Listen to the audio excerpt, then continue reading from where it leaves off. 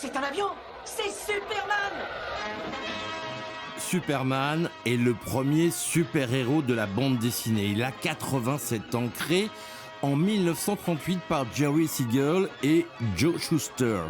Pour les auteurs actuels qui reprennent ses aventures, Superman n'est pas qu'un personnage invincible. C'est aussi un émigrant de la planète Krypton, envoyé par ses parents dans un océan d'étoiles pour finalement atterrir sur Terre. Superman, c'est l'espoir, mais en tant qu'extraterrestre, c'est aussi une personne très bienveillante. C'est le plus humain de nous tous. Et bien sûr, c'est un réfugié. Ce qui m'intéresse, c'est la notion de super-héros, de héros, et voir comment graphiquement c'est interprété, diffusé. Donc Superman, c'est assez intéressant parce que c'est un héros qui vit, qui meurt, qui renaît, qui revit, qui remeurt et qui renaît.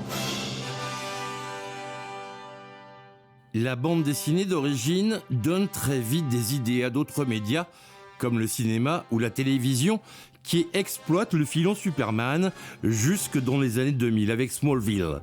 Le héros a traversé des décennies. C'est le premier film que j'ai vu à la télé quand j'étais gosse. Et c'est le héros par excellence, je dirais.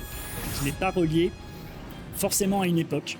C'est-à-dire l'idée de l'explosion de Krypton, de l'envoi du vaisseau, elle est possible de la faire, qu'on soit en 1938 ou en 2025. C'est-à-dire, vous pouvez raconter exactement la même histoire. Vous n'êtes pas relié à un événement historique précis. Et puis il y a aussi le fait que l'environnement dans lequel il évolue, c'est une ville.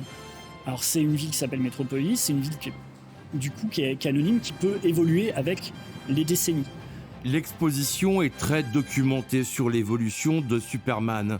Le super-héros a d'abord attiré un public largement masculin, mais les adaptations récentes à la télévision ont permis de conquérir de nombreuses spectatrices. C'est l'univers, le graphisme aussi, les deux. Non, j'étais très intéressée par la série quand j'étais jeune.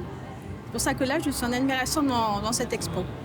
L'exposition Superman, le héros aux mille et une vies, est visible jusqu'au 9 mars à la CIBDI d'Angoulême.